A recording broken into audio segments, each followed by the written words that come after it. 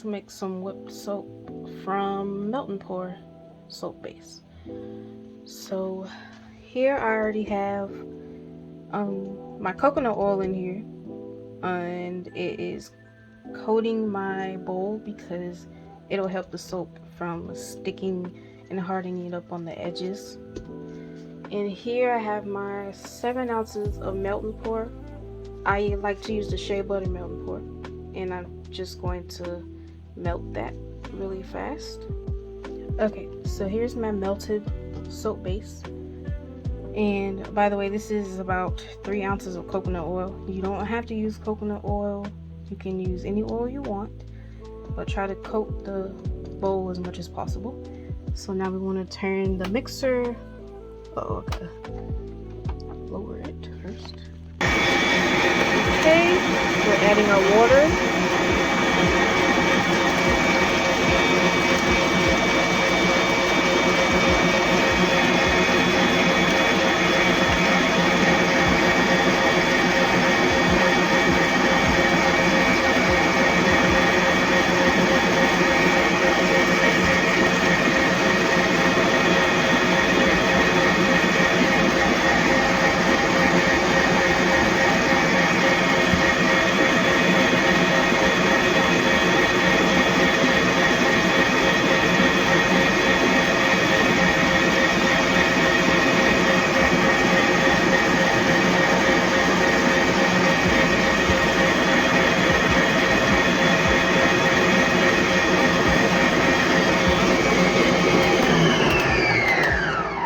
Now we stop it, and I'm going to scrape the edges.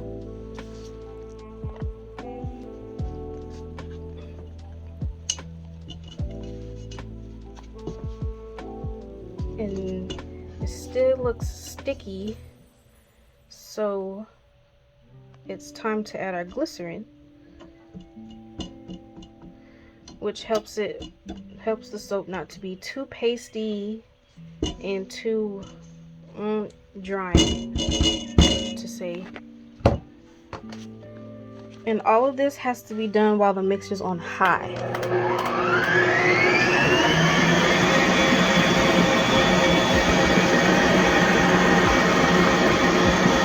So now let's start off with 1 ounce of glycerin first.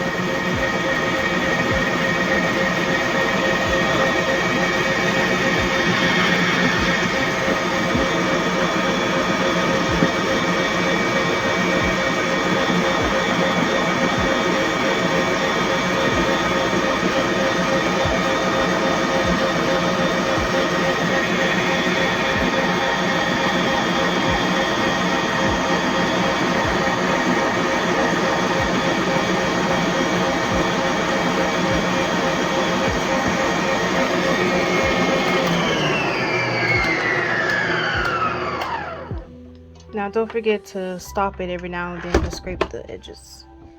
You don't want any chunks in your soap. But if you do get some on the, if it does harden up on edges, try to peel it off as much as you can, because it should just, peel right off like tape. But try to get it off as much as possible. That way you won't have any chunks in your soap. Make sure you scrape the bottom. Now we're going to add our fragrance. I'm doing Fruity Pebbles again. Yay. Okay, so I have mine on medium, and I'm just going to add my fragrance oil. Just a little bit. You don't need much. By the way, I got this from Virginia Candle Supply. It smells the most accurate from what other places I've ordered from.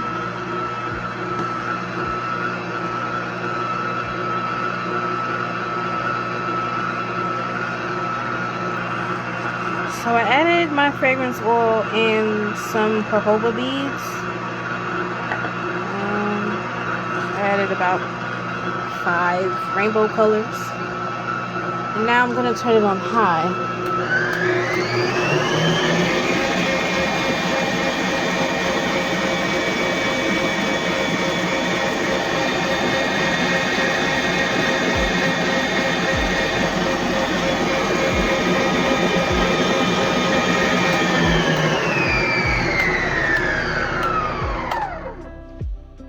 Please don't mind my blender. It's really dirty. I gotta find something to get this off with. If you know anything, let me know. But anyways, now we'll do some scraping. Got some beads on here.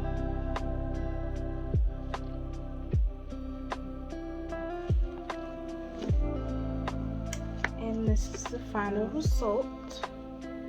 If you feel like you added too much water or like it's too fluffy for you, you can always add more soap. Just make sure you turn the mixer on high. As long as you have it on high, you won't get many chunks or any chunks. So this is what we're left with. And as you can see, all these little lumps in here, those are actually air bubbles. So what I like to do is I like to let it rest for about 30 minutes to help the air bubbles release. Stir it every now and then. You don't have to, but you can. And then you'll be ready to pipe. Now, it's really easy to overblend and to make it a little too fluffy by adding too much water. So I'd say add about 1 ounce of water. Let it mix for about a good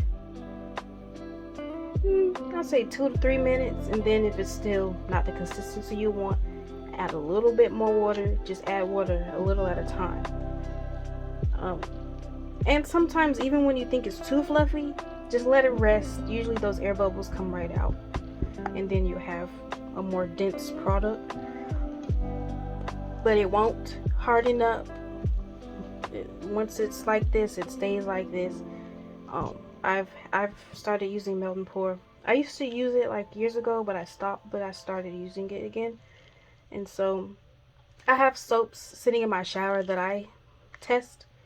And there's, I know you're supposed to keep the lids on, but I don't have any lids on mine, and they're all soft. And it's been about 4 months.